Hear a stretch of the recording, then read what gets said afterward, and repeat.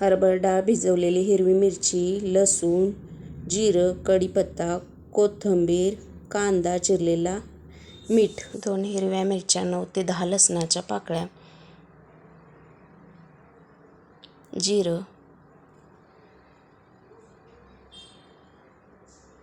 कोथिंबीर,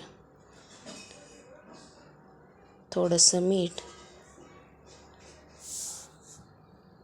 कढीपत्ता यांचं वाटण करून घेणे.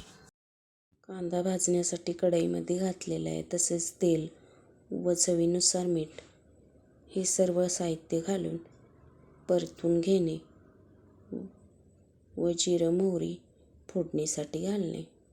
हरभरा डाळ 5 ते 7 तास भिजवून बारीक करून घेणे. कांदा छानसा परतलेला आहे.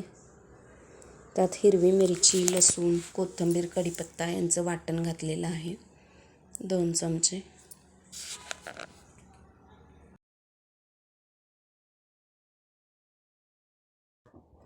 कांदा छानसा परतलेला आहे. त्यात हिरवी मिरची, आलं, लसूण, कोथिंबीर, कढीपत्ता यांचं वाटण घातलेलं आहे, 2 चमचे व थोडीशी हळद. हे सर्व एकत्र करून घेणे. छानसं परतून झालं की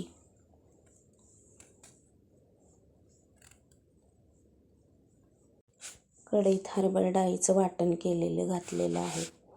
ते छानसं एकसारखं परतून घेणे.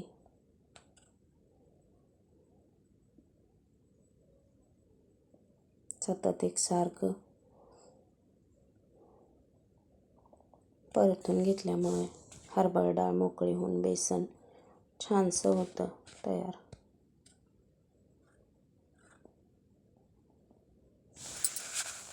एकसारखं परतून घेणे.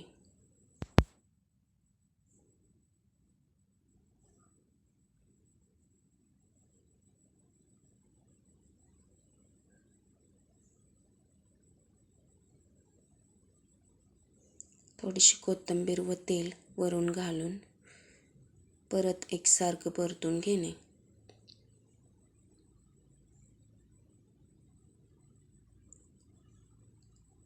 व 5 ते 10 मिनिटं वाफेसाठी ठेवणे.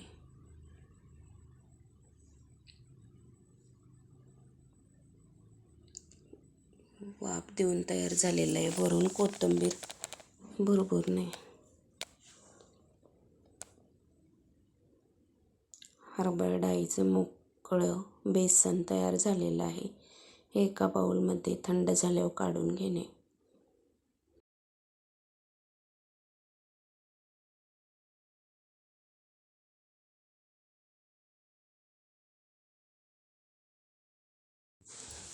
ही रेसिपी आवडली असेल तर सोनालीज किचनला लाईक करा, शेअर करा, सबस्क्राईब करा.